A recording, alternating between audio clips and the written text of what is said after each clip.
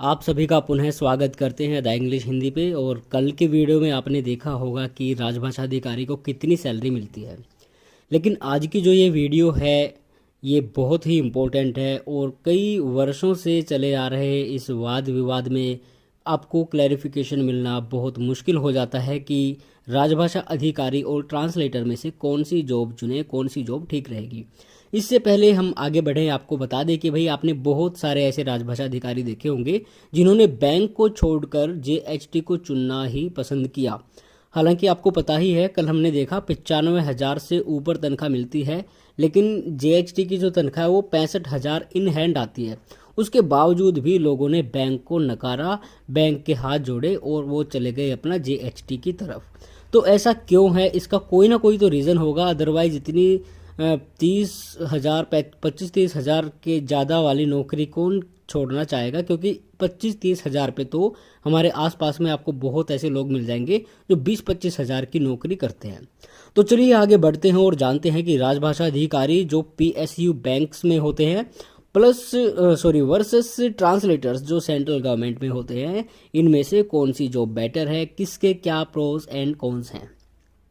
सबसे पहला जो फैक्ट हमारे सामने आता है भैया वो तो यही है कि भाई राजभाषा अधिकारी जो होते हैं वो सरकारी नहीं होते, बैंक जो है सरकारी नहीं होते, वो पीएसयू होते हैं।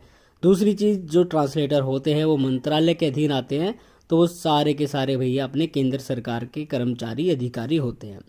तो यहाँ पे देखिए, राजभाषा अधिकारी, जूनियर ट्रांसलेटर और सीनियर ट्रांसलेटर तीनों में देखेंगे हम क्या क्या अंतर है। और राजभाषा अधिकारी की जो हम सैलरी प्रोस कॉन्स बताएंगे वो एरिया 2 के हिसाब से बताएंगे, क्योंकि 90% तो कह नहीं सकते, 70% पोस्टिंग यही होती है। दूसरी चीज़, जूनियर और सीनियर ट्रांसलेटर की जो हम सैलरी वगैरह प्रोस कॉन्स बताएंगे वो आपको मैक्सिमम सैलरी बताएंगे एक्स-सिटी के हिसाब से। तो 2025 की बात करें अपनी सैलरी के बारे में, तो भैया देखो, राजभाषा अधिकारी की जो सैलरी है वो लगभग लेवल 8 के बराबर मिल रही है। लेकिन जूनियर ट्रांसलेटर की जो जॉब होती है आपको पता है लेवल 6 की वहाँ पे तनख्वाह मिलती है, और सीनियर ट्रांसलेटर में आपको मिलती है भैया लेवल 7 की। तो अगर यहाँ पे सैलरी का जो गैप है, डिफरेंस है, वो देखा जाए तो 25 से 30,000, 25 से 30 छोड़ो, आप 30 प्लस इसको मानो, 30,000 का अंतर है यहाँ पे। ये तो एरिया 2 की बात है। अगर एरिया 1 में या फिर क्लास ए सिटी में या फिर मेट्रो सिटी में अगर आपकी आती है पोस्टिंग, तो 40-45,000 का गैप ये हो जाएगा आराम से। दूसरी चीज़ ये है, और ये जो आप गैप देख रहे हैं भाई, सबसे ज़्यादा जो डिफरेंस है वो आपकी लीज ही बनाती है। अदरवाइज ग्रोस सैलरी वगैरह जो है ना, वो तो अपनी सेम सी ही है लगभग। आगे बात करें तो लीज के आपके अकाउंट में नहीं आते, वो ओनर के अकाउंट में जाते। बस फ़र्क इतना है कि आपका लाइफस्टाइल उससे अच्छा हो जाएगा। अब जूनियर ट्रांसलेटर की बात करें तो भैया 30 प्लस आप मान के चल लो, इतने का लॉस आपको होना है। अगर आप सीनियर ट्रांसलेटर हैं तो भैया 10 से 15,000 का गैप आपकी सैलरी में आपको देखने को मिल सकता है। ये 2025 की बात है, लेकिन 2026 की बात करें तो भैया ये देखो, आपके सामने थोड़ा सा गणित जो है मैं आपको समझा देता हूँ। 2026 की बात करें तो अभी यहाँ पे बाइपरटाइट सेटलमेंट जो है वो 12वां चल रहा है बैंकों में, जो अक्टूबर नवंबर 2027 में 13वां नया आ जाएगा।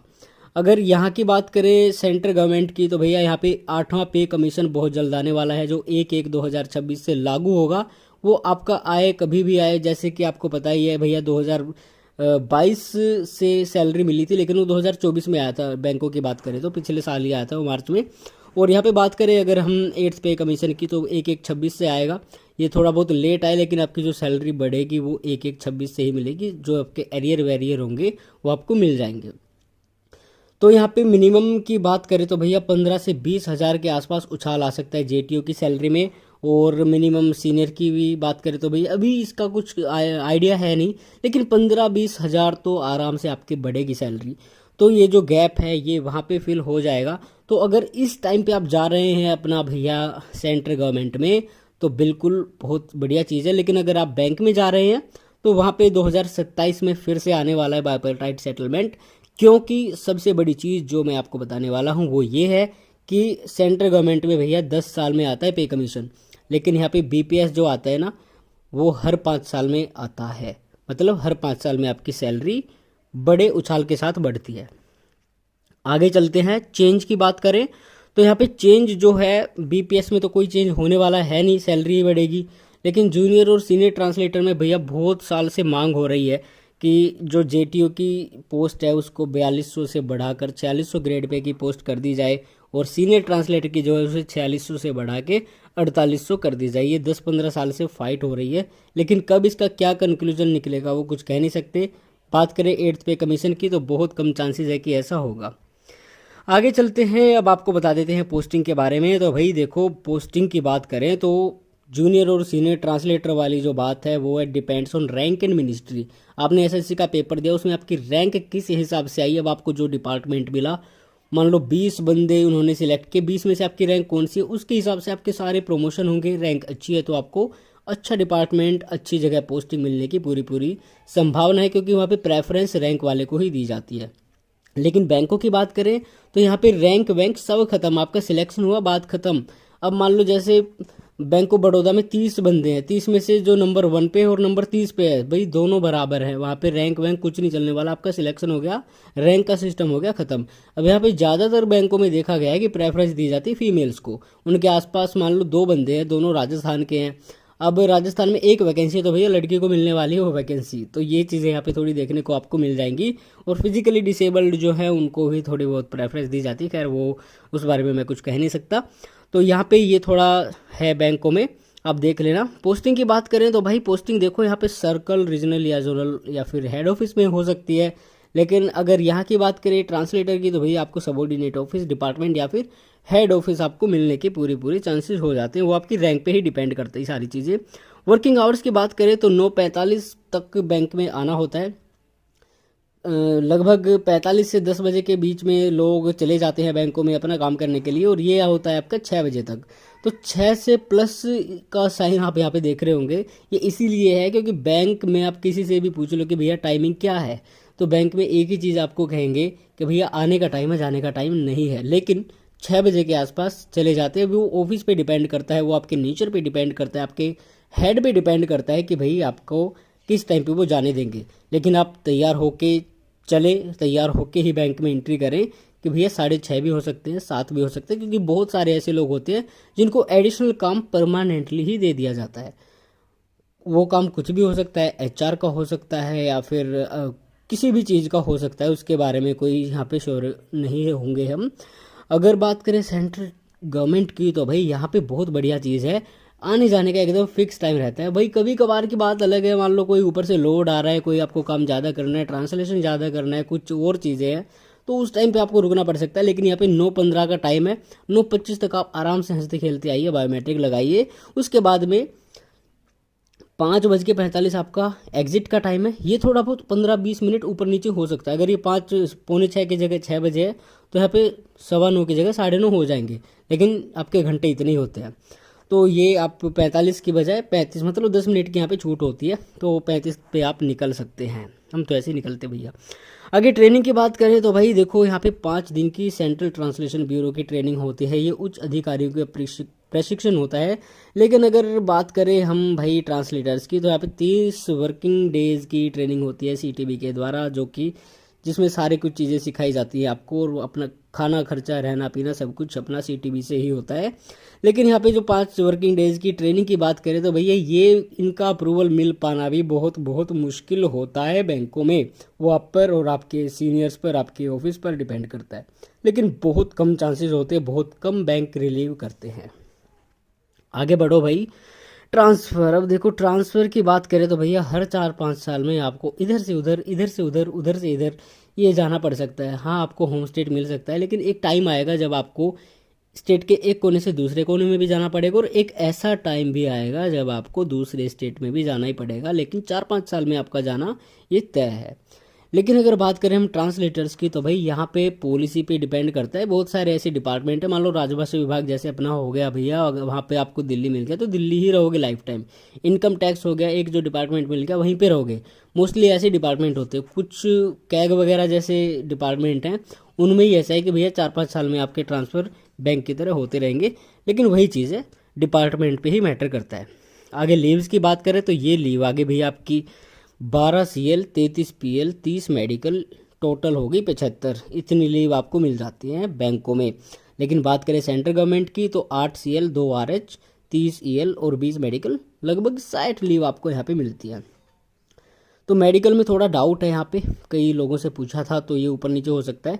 तो 75 और 60 को आप 70-75 मान लो तो कोई ज़्यादा बड़ी बात नहीं है। लेकिन हाँ, यहाँ पे CL और PL, वहाँ पे EL होती है लेकिन बैंकों में PL होती है और सेंटर में EL होती है। तो बाकी सेम सी चीज़ें हैं। 4 तो EL यहाँ पे ज़्यादा है लेकिन यहाँ पे RH नहीं मिलती आपको।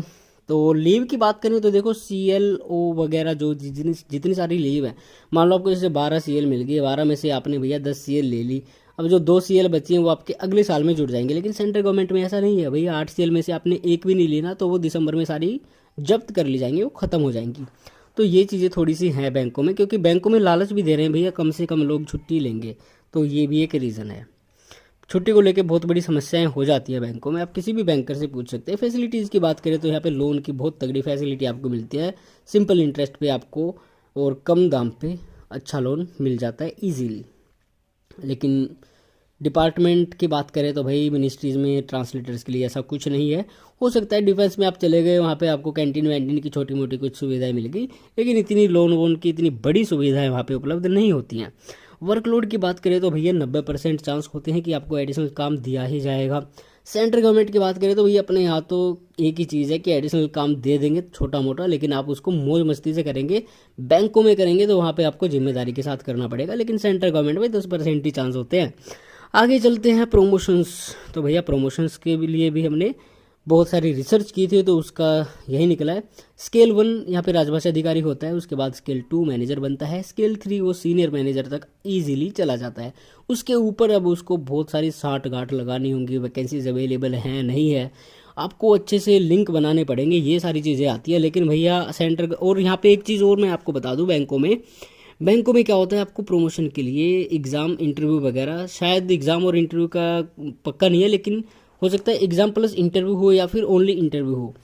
शायद इस बारे में क्लैरिफिकेशन एक से पूछा था तो वो बता रहे हैं कि एग्ज़ाम भी होता है और इंटरव्यू भी होता है, उसके बेस पे ही आपको प्रमोशन मिलता है।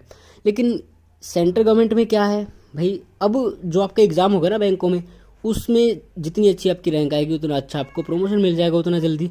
लेकिन सेंटर में क्या है, जिस हिसाब से आपके सिलेक्शन के टाइम पे रैंक थी उसके हिसाब से ही आपको प्रमोशन मिलेगा, और उसके लिए आपको कुछ नहीं करना, AD तक आप चले जाएंगे इजीली। और AD तक चले जाएंगे तो डिपेंड करता है आपके डिपार्टमेंट में AD की पोस्ट कितनी है, आपने किस एज में ज्वाइन किया प्रमोशन, वो भी बहुत ज़्यादा डिपेंड करता है प्रमोशंस पर। आगे चलें जी, अब आते हैं पे कमीशन। तो पे कमीशन का मैंने आपको पहले ही बता दिया, BPS करंट 12वां चल रहा है, आगे 13वां आएगा 2027 में, हर 5 साल में आता है। यहाँ पे CPC होता है, ये हर 10 साल में आता है। तो सैलरी को लेके पंगा तो रहेगा ही भैया, अगर आप लालची हो तो देख लो बैंक में। फेकिज्म की बात करें और वर्क की बात करें तो भैया 100% बैंकों में फेक रिपोर्टिंग होती है। अब आप चाहे वो कोई भी रिपोर्ट मान लो, मतलब हिंदी की रिपोर्ट की यहाँ पे बात हो रही है, और ट्रांसलेशन का कुछ भी कार्य यहाँ पे नहीं होता। लेकिन बात करें सेंट्रल गवर्नमेंट की, थोड़ा बहुत ठीक ठाक डिपार्टमेंट है, तो आपको पूरे चांसेस होते हैं कि ट्रांसलेशन का अच्छा काम मिल जाएगा, और यहाँ पे बहुत कम चांस होते हैं कि फेक रिपोर्टिंग हो। तो ये सारी चीज़ें थी, लेकिन इतनी जल्दी हम आपको जाने नहीं देंगे। चलिए नेक्स्ट पेज पे चलते हैं। अब बॉन्ड की बात करें तो देखो, ट्रांसलेटर के लिए कोई बॉन्ड साइन नहीं कराते भैया। ट्यूशन फीस की बात करें तो यहाँ पे बच्चों को पढ़ाने के लिए लगभग 2,500 रुपये आपको मिल जाएंगे पर मंथ। लेकिन बात करें अगर हम बैंकों की, तो यहाँ पे आपको बच्चों को पढ़ाने के लिए कोई ऐसी सुविधा नहीं दी जाती। बैंक टू बैंक वेरिएशन की बात करें तो इस बार 4 बैंकों ने वैकेंसी दी है, उनके आधार पर ही हम ये लेके आए हैं उन बैंकर से पूछ के। सबसे पहले पंजाब नेशनल बैंक की बात करें तो यहाँ पे देखो 3 साल का बॉन्ड होता है 1 लाख का। इसका अर्थ ये है कि 3 साल के अंदर अंदर अगर आप ये नौकरी छोड़ के जा रहे हो तो या तो 3 महीने की सैलरी दे दो एकदम जा रहे हो तो, या फिर 3 महीने पहले इंटीमेशन दो और फिर 1 लाख रुपए भी दो, फिर आप जा सकते हो। बात करें बाकी सुविधाओं की तो भैया 2 लाख प्लस GST आपको फर्नीचर का मिल जाता है, 2 व्हीलर का आपको लोन मिल जाता है 3.5 लाख रुपए का, उस लास्ट वीडियो में बताया था। पेट्रोल वेट्रोल के भी मिल जाते हैं आपको। बैंक ऑफ बड़ौदा में भी 30 वैकेंसी है। इसकी बात करें तो भैया 3 साल का बॉन्ड है 2 लाख का। फर्नीचर लोन की फैसिलिटी यहाँ पे शायद नहीं है प्रोबेशन पीरियड में। और बैंक ऑफ इंडिया की बात है, लगभग 2,500 एनुअल उन्होंने बताया था, ये बात थोड़ी पचने वाली है नहीं। तो इसका कुछ कह नहीं सकते बच्चों की फ़ीस के बारे में। बैंक ऑफ बड़ौदा की बात करें तो यहाँ पे उन्होंने बताया था कि भैया ट्रांसफ़र और पोस्टिंग को लेके बहुत सारे बवाल हैं, और बॉन्ड वॉन्ड का उन्होंने बताया कि उनके टाइम पे तो था नहीं, अब पता नहीं हो गया होगा। तो हमने साइट पे भी देखा तो वहाँ पे भी कुछ ऐसा खास मिला नहीं, टाइम भी कम था।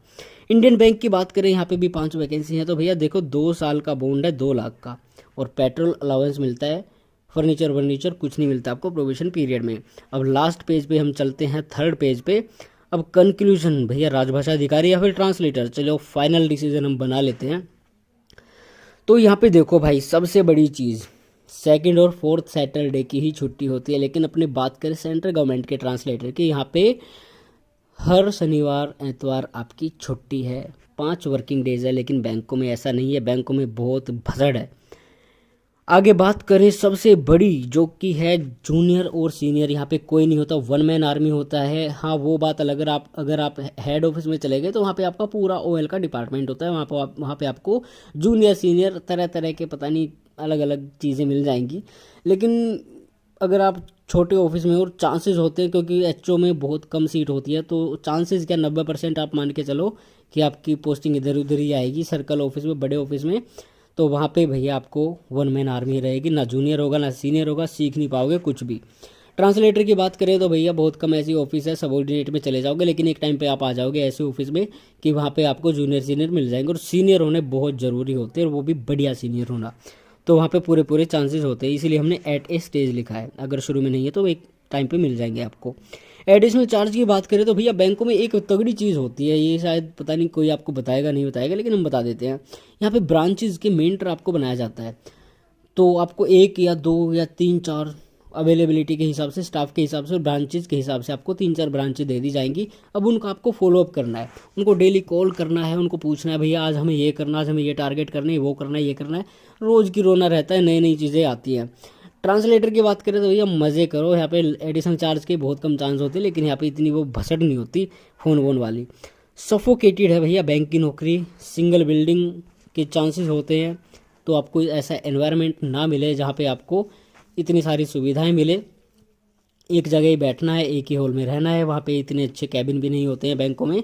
लेकिन ट्रांसलेटर की बात करें तो एक ऐसी बिल्डिंग आपको मिल जाएगी जहाँ पे 5-6 डिपार्टमेंट मिनिस्ट्री होने तो ईजीली आराम से इतने तो होने ही होने, नहीं तो 15-20 डिपार्टमेंट मिनिस्ट्री होते हैं, बड़ी बड़ी बिल्डिंग होती है, उसमें सारे डिपार्टमेंट सेट होते हैं, और वहाँ पे घूमने फिरने का, पार्किंग वार्किंग का बहुत तगड़ा सिस्टम होता है। तो ये चीज़ें सेंटर में है। आगे लोट्स ऑफ अर्निंग तो बैंकों में ही है, लिमिटेड अर्निंग थोड़ी ट्रांसलेटर की है।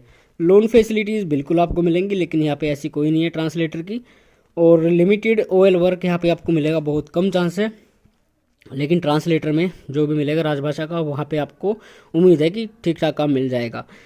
और छुट्टियों के लिए सामंजस्य बिठाना पड़ता है, एक दूसरे से पूछना पड़ता है वो कब जा रहा है, ये कब जा रहा है, तो उस हिसाब से आपको छुट्टी मिलती है। लेकिन यहाँ ट्रांसलेटर के भैया जब मर्जी तब छुट्टी ले ली।